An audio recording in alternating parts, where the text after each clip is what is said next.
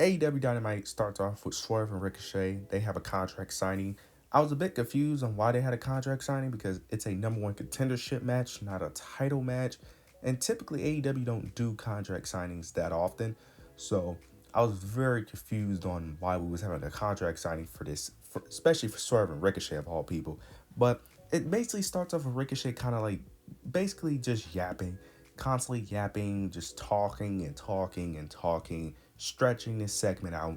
Then he ends up mentioning how Swerve started this, started it off with him trying to embarrass him, and that the only reason why Swerve is mad is because he ended up winning instead of beating him, and that he ends up saying that now he's going to try to become world champion.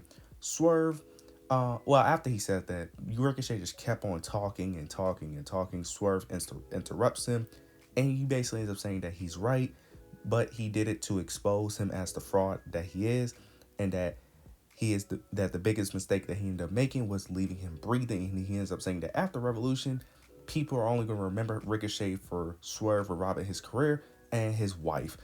Then after Swerve tries to leave. Ricochet tries to attack him with the scissors, but Swerve ends up catching him. He ends up hitting him with the scissors, and then he ends up leaving the ring. The segment overall wasn't bad. I do feel like they were stretching it a bit because at first Ricochet just kept on yapping and yapping. Now, to be fair, I get it. Like I said, it's a part of his gimmick. It's a part of his gimmick to be this over-the-top, corny, goofy, somewhat arrogant heel, but it is a bit annoying at times. Now, you could say, well, that's just him doing his job right. To a degree, yes, but as a heel, it's a difference between wanting you to shut up and me not liking you because of you doing your job. There's a difference. Like Logan Paul. I like Logan Paul, but he annoys me in the sense of him doing heelish things that to my favorite wrestlers. In this case, it's more like get off my TV and shut up type of thing. Those are two different things. But overall, the segment wasn't bad overall. It was fine for what it was. After this, we end up getting a multi-man match. I don't even remember because I wasn't watching it. I was so confused on why this match was happening. It was like Powerhouse Hobbs, Will Ospreay, some members of the Don Callis family with Brian Keith. I think Orange Cassidy was in this match as well. It was a multi-man match. You guys let me know if this was official on Collision or some sort. I don't understand why all these men was in this match, but the main goal was basically for the Don Callis family to end up attacking Will Ospreay. Now, the thing that I was confused about was they end up teasing Mark Davis becoming a babyface again, because it was a moment where him and Kyle Fletcher wasn't seeing eye to eye, and Kyle Fletcher was basically telling him that he needs to stay in his place, learn his role, and do what he's told. And then afterwards, they end up showing Mark Davis with this sad look on his face after attacking Will Ospreay. Okay, I don't understand why we're already teasing a Mark Davis babyface return, because he just turned heel like a month or two ago. He hasn't been heel for that long. He hasn't. Like, he has not been healed for that long. I don't know why we're thinking about teasing a babyface turn already. If this was like months of build, sure. Like, if this is like at least a 4 to 5 month thing, I could understand it. But it's like a month or two, like, he just recently turned on Will Ospreay. We can't have him go back to being a babyface this quickly. That I was just confused by, and that I just don't really care for, if I'm being honest. But that's what they're going with. We'll see how that plays out. I'm excited for the match at Revolution, though, between Kyle Fletcher and Will Ospreay. After this, we end up getting Adam Copeland versus Willow Uta. Copeland, of course, ends up picking up the victory. It's really what happened afterwards that matters. Copeland ends up shaking Willow Uta's hand, and he ends up telling him that that's what respect feels like. Leaves the ring. Then you got Willow Uta doing the same thing Mark Davis did in the last segment. Has this shocked and confused look on his face. Then you get Jon Moxley. He comes out and he basically starts belittling and bullying Willow Uta. He starts shoving his face, constantly hitting him, slapping him. Then you get Willow Uta. He ends up shoving Jon Moxley and just leaves the ring. And that's the end of the segment. And then Jon Moxley ends up cutting into the backstage, into the camera, and ends up cutting a little promo. Okay. So they're teasing Willow Uta to not helping Jon Moxley at Revolution, that he's leaving the Death Riders, which I don't really care for because it's Willow Uta of all people. And also, this segment, I get what they was trying to do to make it seem like Willow Uta is standing up to Jon Moxley, but this just makes Willow Uta look weak. Like, this didn't make me want to, like, support him. This just makes him look weak. Like, you're getting pushed around and shoved, and the best thing you did was just shove them once. Like, you didn't fight back. Like, I don't know. I get why they didn't do it, because you can't just have Willow Uta just beat up John Moxley before Revolution, but you could have maybe done something else, because this didn't make Willow Uta look good. This just made him look more weak than he already is. Like, he already is pathetic as a character. You just made him look more pathetic after this segment. I don't get it, but overall, it looks like John Moxley is going to be all by himself at Revolution. That's the story they're telling. Let's hope that's actually the case, but I have my doubts that he ain't going to be by himself at Revolution.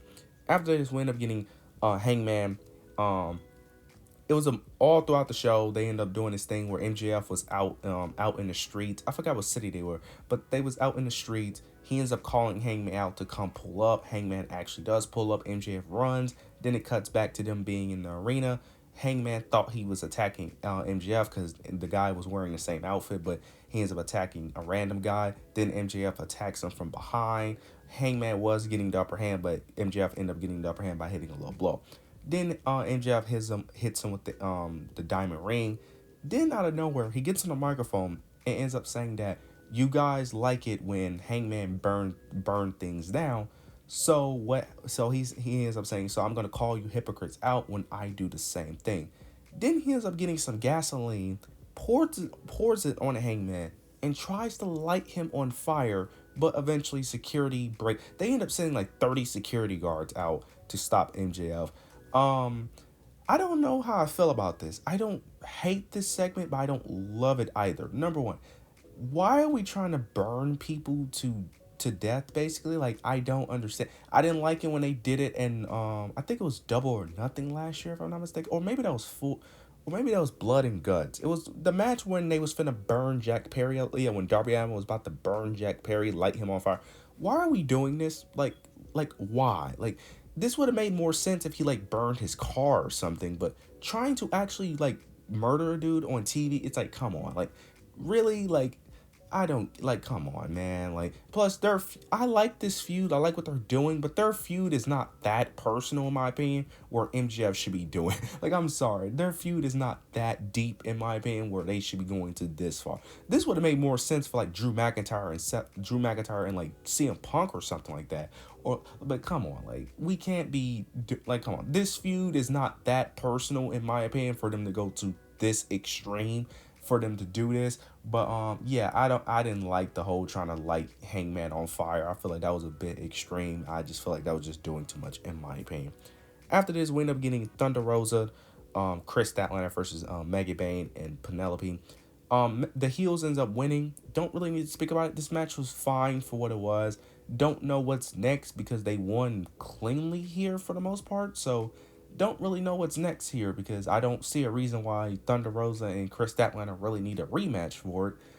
The Penelope and Megan Bane duo, I see the potential in it. I just need to really see what they do as characters, because right now, well, I don't know much about Penelope, but Megan Bane, her character is just being this silent, dominant woman, which can work, but eventually she will need to talk or have someone talk for her. I don't know if that's Penelope or they're going to bring someone else in, but the story right now is just whatever to me, because there's really not much backstory. It's just Mega Bane one day just decided to attack them, and here we are. It's not really much of a backstory of why they're really fighting or why they're really feuding that much, so I'm not really that invested in it, but we'll see how this plays out. Then we get the main event, Swerve, Brody King versus Okada and Ricochet. Again, this is another match where I don't understand why this is a tag match, but to be fair, due to the ending, I don't hate it. Towards the end of the match, Okada tries to use the championship but failed, but then eventually Swerve ended up getting the upper hand, but the referee was distracted, and this allowed Ricochet to use the Continental title to attack Swerve with it, and ends up pinning him. Now, I don't know what Swerve was doing when he was getting pinned, or this was part of the plan, because as he was getting pinned, around like the 2 count, Swerve actually was lifting his shoulder up, but the ref was still counting, because typically when you have your shoulder up, that means that the pinfall doesn't count anymore. So I don't know if that was a botch or whatever, but like, yeah, as the ref was counting the pin, Swerve was actually having lifting his shoulder up, so the pin should never count it. But I don't really care. I understand what they was doing, progressing the story towards Revolution. Overall, this was a decent episode. It was a decent episode. It was better than NXT yesterday, which I was very disappointed. Better than NXT yesterday. Overall, this was a decent show. You guys let me know your thoughts and opinions down below. Make sure you like, comment, subscribe. But yeah, that's it.